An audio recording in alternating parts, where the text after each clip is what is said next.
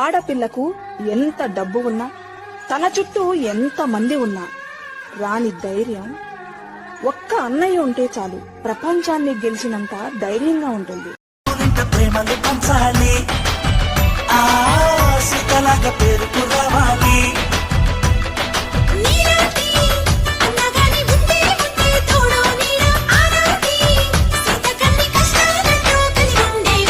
చెల్లిపోని